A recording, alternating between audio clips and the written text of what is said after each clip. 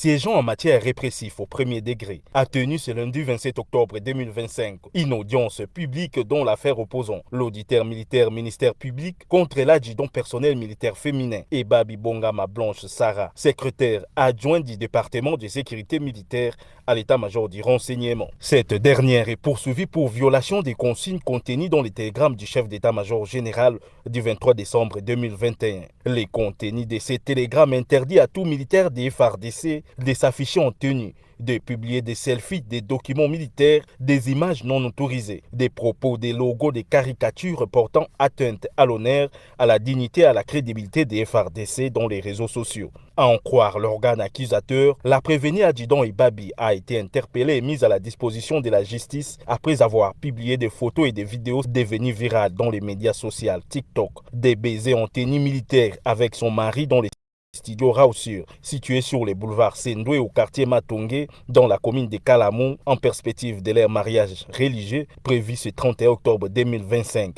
Comportement indigne d'un sous-officier. Le télégramme me dit quoi? Vous devez devoir traiter telle attitude comme de trahison.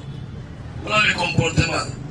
Et transférer auteur devant juridiction militaire. Et autre photo, vidéo où on fait des bisous, on s'expose en tenue militaire. Ça frise l'outrage à l'armée. Dans son plaidoyer, l'avocat de la prévenue a sollicité les renvois de l'audience à la huitaine pour manque d'éléments. En réponse, le ministère public a précisé qu'en matière de flagrance, ce sont les faits qui parlent. Ainsi, il a sollicité du tribunal la visualisation de ces images contenues dans les téléphones de la prévenue, saisies comme pièce à conviction par l'OPJ. Après visualisation de cette vidéo, la prévenue adjudant Ebabi a nié être auteur de la publication. Sa défense a alors demandé la comparution du photographe des Rausur, un certain Yann, non autrement identifié. Ce n'est pas vous qui avez publié, c'est plutôt le photographe. Sachant bien que vous serez poursuivi pour ça, quelle a été votre réaction? Vu que ce n'est pas moi qui ai publié, l'infraction est individuelle. C'est pas moi qui ai publié la vidéo. Pour éclairer le tribunal, le président du tribunal, le major Safari Christian, a suspendu l'audience pour permettre aux photographes du studio Rausir de comparaître ce mardi 28 octobre à 9 h devant le tribunal. Ces procès organisés en flagrance doivent servir de pédagogie aux militaires responsables des abus dans les réseaux sociaux, plus particulièrement les militaires femmes appelées personnel militaire. Permettez-moi de parler tout un juste un peu. Jeune fille aujourd'hui de 29 ans, ça fait 10 ans que j'ai intégré l'armée. J'ai laissé mon fils à 2 ans. J'ai intégré l'armée, issu d'une très bonne famille, avec des valeurs morales. Aujourd'hui, ça fait 10 ans que je suis dans l'armée. J'ai servi l'armée, je sers l'armée avec amour, avec bonté et avec beaucoup de volonté. Et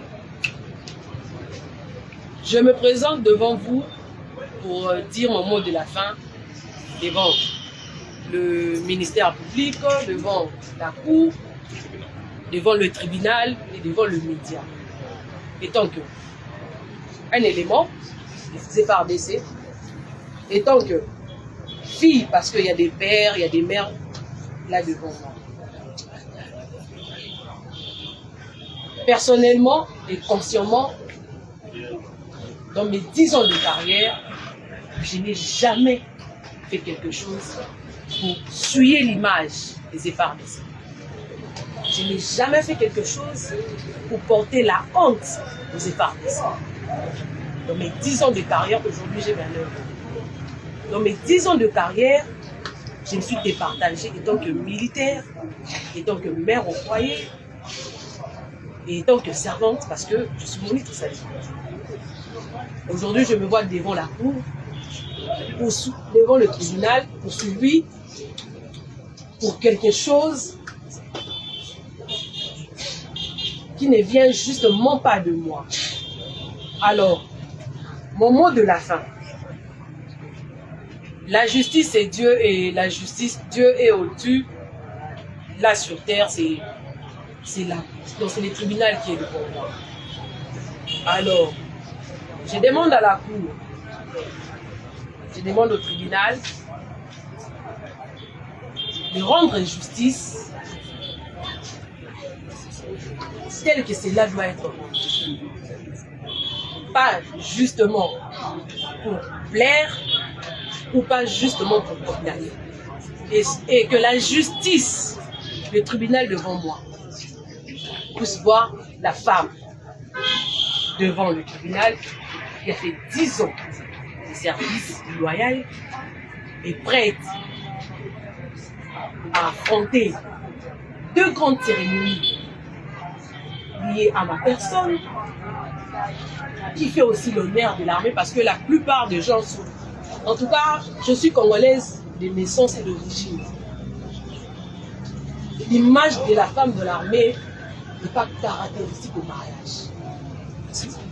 Je suis mariée, c'est une fierté pour l'armée. Plus de 400 personnes venues de partout sont ici présentes pour assister à l'honneur d'une femme. Et puis, d'une autre part, j'aimerais que le tribunal, si je devais être acquitté, gloire à Dieu, et si je devais être condamné, gloire à Dieu, parce qu'il est le maître du temps et des circonstances, mais j'aimerais que le tribunal note que la personne devant vous a subi un AVC dans son poste de travail. Il y a moins d'une année. Que justice soit faite. Et j'aimerais aussi, en tout cas, m'atteler sur le point je ne sais pas, mon comportement ou quoi que ce soit. Je n'ai jamais fait l'objet d'une comité de discipline. Moi, devant les autorités, répondant à ce qu'on m'accuse, jamais. J'ai fait 2 ans, bientôt 2 ans, à l'état-major de renseignement. Je n'ai jamais été devant, que ce soit mon chef du département ou que ce soit d'autres autorités de l'état-major Rance, pour être soit interpellé suite à mon comportement ou suite à un problème que ce soit. Jamais. Merci beaucoup. Le tribunal vous a Acquittez-moi. Merci. Je déclare clos les débats. Le tribunal fera l'affaire à délibérer pour se prononcer demain. Nous sommes déjà presque 17 heures. Vous avez longuement parlé. Donner le temps au tribunal de délibérer. On va se rencontrer demain dans les après-midi à 14h. Demain à 14h. La note de tout. Veuillez le déposer avant les 14h. Avant 14h. Avant 14h. Merci beaucoup. Je vais rien l'état inscrit à l'excès de l'ordre de séjour, audience et suspendu. Union militaire.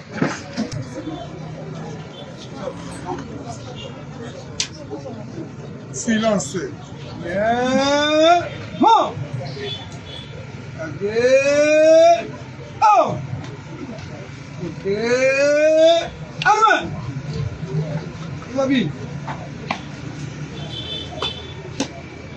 C'est le président du tribunal militaire de Ganifé Kinshasa. Bon, major. L'audience de séjour est suspendue. L'audience de séjour est suspendue et le prendra demain à 14h. Kolanda biso lelo toza le 28 octobre 2025 toyeli susu ko retransmettre bino en direct ya chaîne na bino ya ba grands événements oyo ezabongo procès ya Honorine Porsche oyo aza accusé d'association des malfaiteurs boyebi ba charge oyo eza kopesé sur sa personne, voilà. Audience c'est bandaki, hein, mais il y avait un problème d'électricité, donc awa tozongelinde. Donc moyen koloba penza mingi ezali tolanda déroulement ya procès et puis tokutana na bino juste après.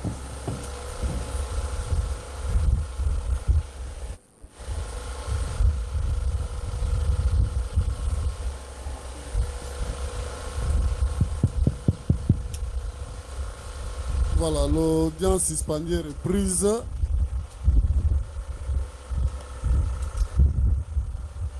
Nous allons procéder à l'instruction proprement dite de la présente affaire. Et avant que le tribunal suspende l'audience, nous avions annoncé que nous allons commencer par l'audition de la prévenue Honorine Porsche. Voilà pourquoi nous voudrions Tolingio à la liboso à micro.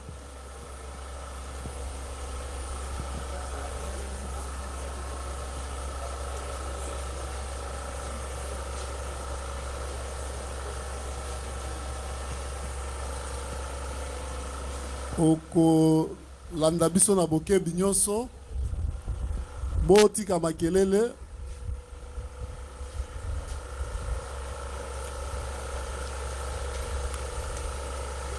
na banza na audience de police d'audience mekana no micro na est-ce que zo sala ou bien pesa yo oyo simbi na maboko suki ya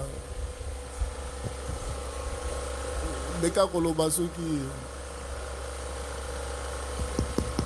Voilà, pesa ye. Ouais. Okolanda biso na boke binyonso. Eza micro nini? Na audience ouais le kaki ya vendredi passé tribunal a ebisa que ba msu boko vanda bino bo vanda. Tribunal a ebisa ki opona nini oza liboso na ye. Lokola ezalaki vendredi tokozongela mukia pour que oyebana koyoka lisusu. Tolobaki boye que auditeur militaire oyo moni na loboko na biso ya mobali nde amemi yo na tribunal à traduire directement dans le tribunal à lobi boye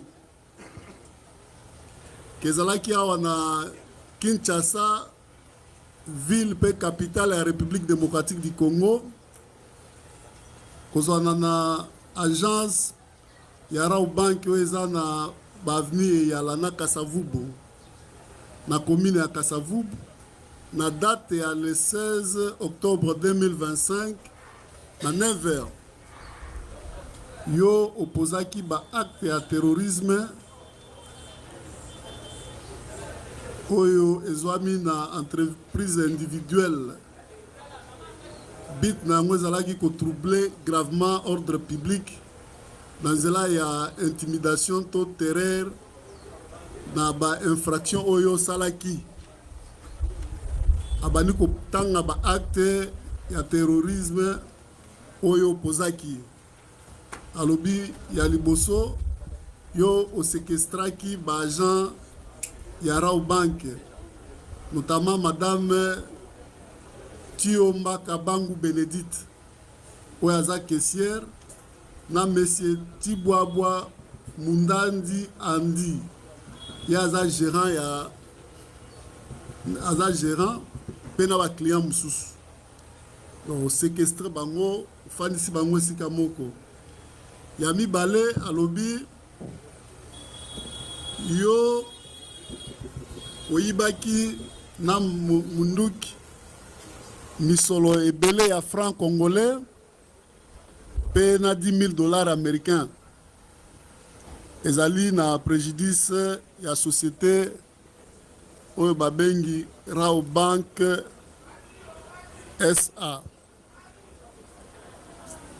wana ba acte ya terrorisme oyo ministère public azo reproché yo asuki wana te alobi kaka na date wana le 16 octobre 2025 kuna na Raobank ezwami na Victoire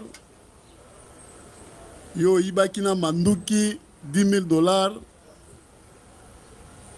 na ba franc congolais muyibi wana osalelaki yango na munduki na yo oyo eza joué en plastique oyo tolakisaki na audience oyo elekaki omoni yango nde yango oyo munduki oyo oyibelaki na yango pe alobi munduki wana eza sous forme ya arme de guerre wana infraction ya mibale vol à main armée ya misatu auditeur militaire oyo amemi yo alobi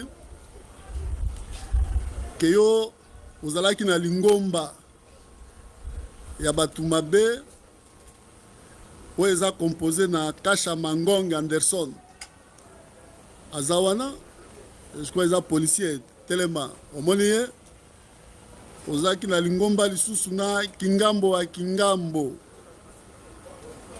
ye wana kanto pa Bukasa ye oyo na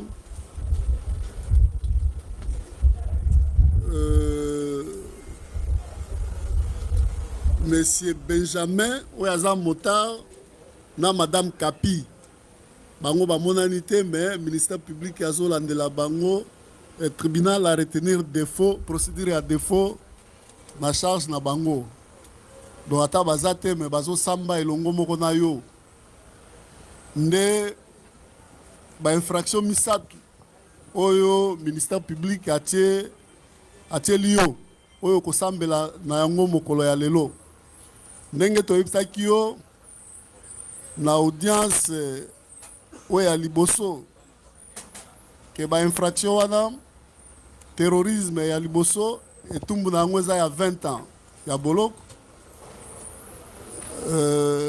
vol à main armée na association de malfaiteurs etumbu na yango eza etumbu ya liwa nde peine de mort olandi voilà alors tribunal ako senga yo na makambo oyo okoki koyebisa biso yo oyebi nini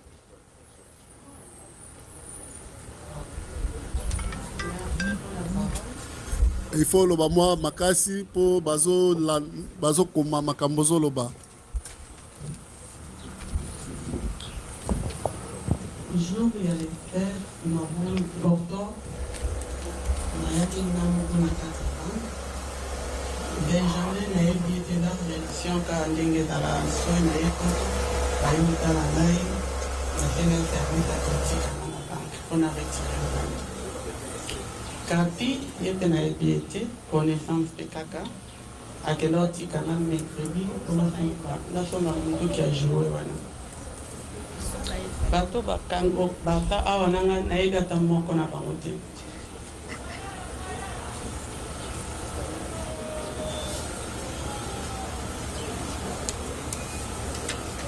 bao baza awa oyebi ata moko na bango te baza innocent nayebi bango te namona bango mpe te nayebi bango te baza innocent ok tribunal alingi ayeba olobaki ozala na Allemagne c'est ça oui navanda na Allemagne ovanda na Allemagne okomaki na Congo Kinshasa na date nini le 12 octobre le 12 octobre oyaki na nzela nini Brazza ou bien aéroport Anjili ya Congo ka Anjili aéroport Anjili tribunal alingi ayeba est-ce que eza mbala na yo ya liboso koma na Kinshasa non au 5e fois nanga 5e fois na yo oui na mbala oyo ya 5e fois ovandaki wapi na Matonge oui siko bambala minei oyo eleki ovandaka wapi na ba flat peka flat net wapi nayebi so na mututu olobi nazoyeba biso te na bacommune nini par exemple ezala kaka na Matonge ou bien oza ovanda mpe na bacommune mosusu bacommune mosusu mpe neti commune nini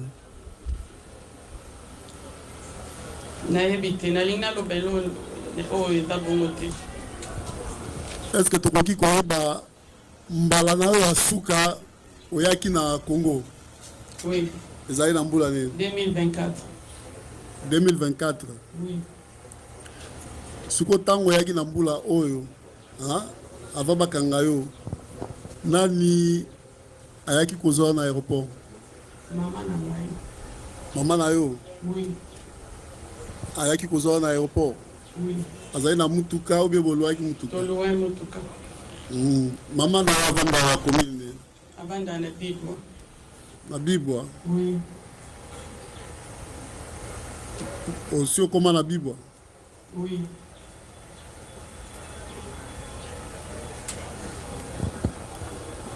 Mukolo wana bokeleki Bibwa ou bien oye mbala moko na? Non, mbala moko na flat. Mbala moko na flat? Oui. Kapi eza mbala liboso botambola na ye ou bien botambola na ye déjà? Eza mbala liboso. Mbala liboso? Oui. Oyebelaki ye ndenge nini? Bon, aza connaissance na nga te ka barelateur bandeko balingi bamonanga nde bayokanga na ntango na banda na poto ayaki mpona kovisite ngai. Aza ndeko na yo ou bien? Aza ndeko na ye te. Aza kaka connaissance. Connaissance ya nani? Connaissance ya bandeko na ngai. Ndeko na yo nani? Rachel. Azala na Kinshasa? Oui. Siko bayaki na Rachel mukolo yango ou bien? Kapi ayaki mercredi. Aye ye moko? Oui, ayeba place nazali. Ayebaki ndenge nini ke yo ye Kinshasa? Bayebisaki ye. Paya nani? Ezali mbala liboso mona ye? Oui. Siko bozali na connaissance ya ndenge nini? Ayaki otala ngai après nasengi service soka kotikanga na nasomba joué wana naloba ene ezaka mpona nasombela bana. Yo ozala mpe na bana mosusu awa? naza bana bandeko nanga. Siko olinga osombela bango joué awa? Nde oyebisi ye? Donc Kapi aye kotala yo na hotel na moi to na pokwa? À partir de 18h. Na makolo na mutuka na makolo. Ok, bosomaki munduki yango wapi? Eza na magasin moko pembeni na matonge wana ya bachinois. Pembeni par rapport à Raw Bank, par rapport? Pembeni par rapport à flat na Oba. Par rapport à flat? Oui. Bon, osomaki munduki yango combien? Ezalaki ba 20 000 francs congolais.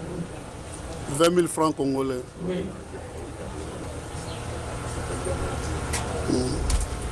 Siko osombelaki yango nini?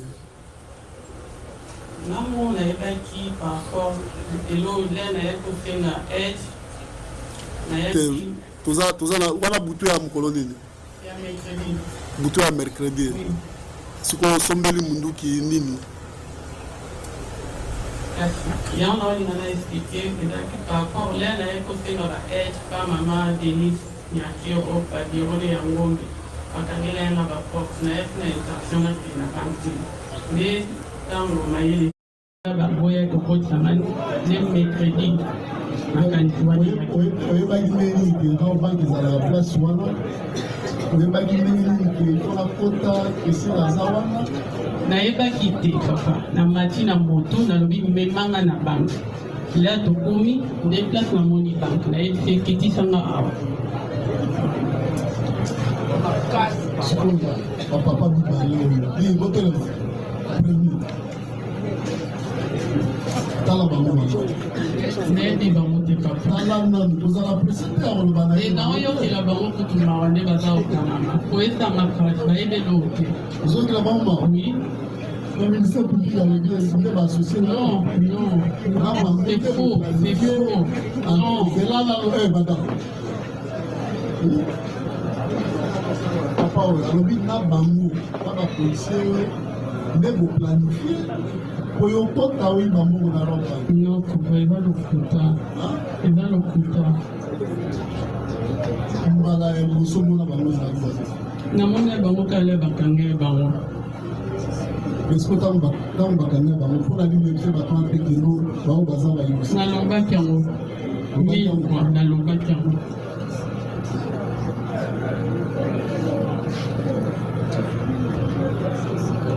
Na Kinshasa bango bango. Na Bibwa. Na Bibwa. Bibwa. Oui. bamosusu na yolo Non, nayebi te nayebi kaka na yolo ezo non nazala mingi na contact na grande sœur nanga na mama siko na yolo ezo bana bana nayebi te nayebi te papa de yo vanda wa bende vanda itandasio Pascal Mukali yo telema monsieur Nicole yo Ruth Mukali oyebaki bango kuna nakenda kutu nayebi kutu bakombo wana te nakenda mpe place yango te sikoyo mbongo eza wapi pa bato babeta nga batiaki na minduki na kati ya vagin bango nde moto bazwaki ngongo mbongo ezalaki kombe nayebi te papa nakoki konte te na miniti wana oza na kati ya kobatama ozobanga okozwa temps ya kokonte te sikoyo mbongo ozwaki wana ekokaki kofuta kombo na yo elokelinga ofuta nayebi te mpo nayebi pe te monta nayebi te nga nazwi kaka na kotisi nayebi monta mbongo yango te sikoyo minduki oyo ntango ozokota nango intention na yo ezalaki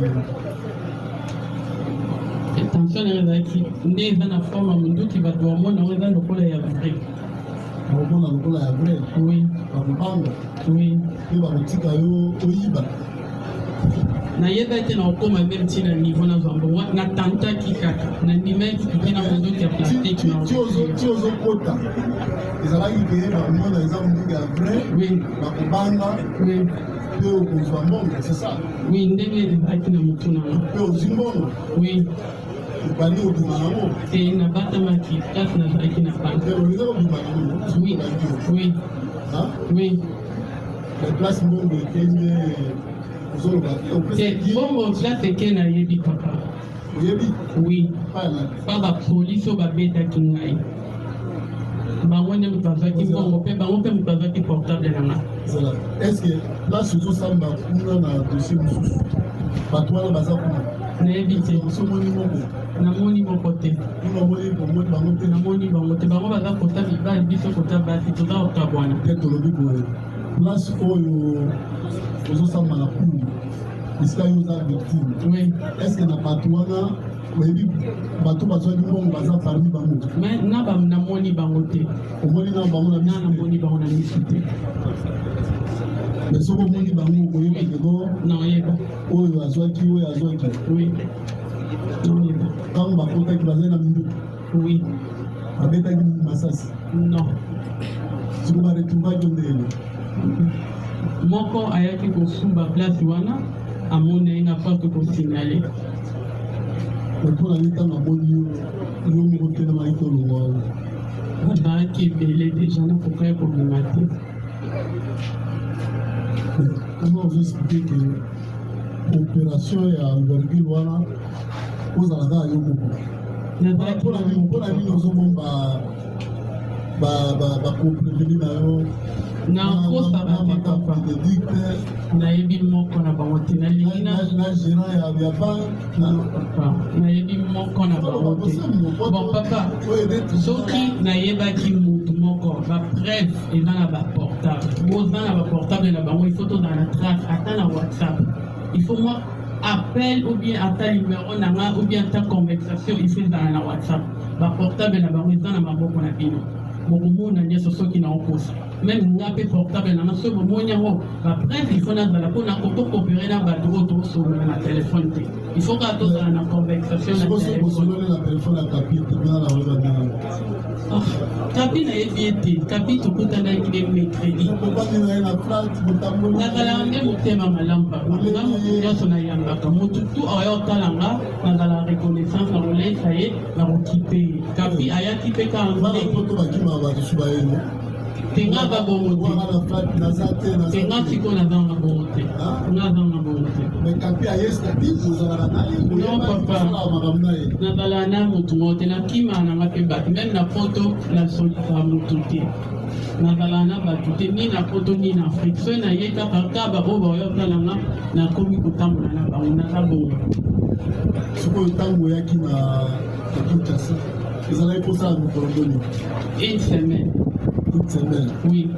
Oui, bien, quand tu es jour avant, j'ai dit, n'est pas fait, n'a qu'une banque. Comme ça, là, ou que ça n'a qu'une banque, on a qu'une autre là, n'a qu'une banque. Que non, comme ça, là. Non, n'a qu'une autre comme ça, là. Ou ça, n'a qu'une autre comme bon. Bakabambo, puis on a fait le monde qui a joué. Que bande ça va faire un bon. Ok. Ça va, moi, je me suis